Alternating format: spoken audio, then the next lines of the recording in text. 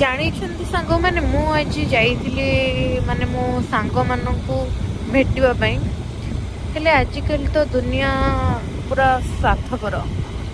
ତ ମୁଁ ଯେତେବେଳେ ତାଙ୍କ ପାଖକୁ ଯାଇଥିଲି ସେମାନେ ଏମିତି ମିଶିଲେ କିନ୍ତୁ ପଛରେ ଗୁପସୁପ୍ ଟୁପଟୁପ୍ କିଏ ବଢ଼ିଗଲା, କିଏ ଅଧିକା ପଇସା କମେଇଲା ତ କିଏ ଏନିୱେ ଯାହା ମାନେ ଆଜିକାଲିଆ କଥାବାର୍ତ୍ତା। ତ ମୁଁ ସେଥିରୁ ଜାଣିଲି ଯେ ମାନେ କ୍ଲୋଜ୍ ଫ୍ରେଣ୍ଡ କେବେ ସଂସାର କରିବ ହିଁ ନାହିଁ। କାହିଁକି ନା ଆଜିକାଲି ଦୁନିଆ ଏମିତିକା ଯେ ମାନେ କ୍ଲୋଜ୍ ଫ୍ରେଣ୍ଡ ବି ନିଜର ସାଥ ବି ଦେବେନି।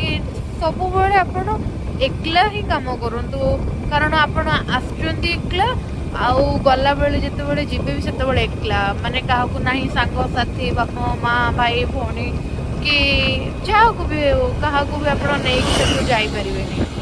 ତ ଆପଣ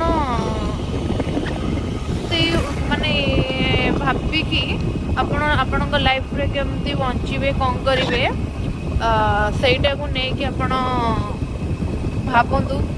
କେମିତି ଆପଣଙ୍କର ଆଗ ଜୀବନ କେମିତି କ'ଣ ହବ, କ'ଣ ନାହିଁ ସେଇଥିରେ ଡିସାଇଡ୍ କରନ୍ତୁ। ଆଉ କେବେ କାହାକୁ ସାଙ୍ଗମାନଙ୍କ ସହିତ ମିଳାମିଶା ଯାହା ସାଙ୍ଗରେ ଯେତିକି ଦରକାର ସେତିକି କରନ୍ତୁ। Thank you.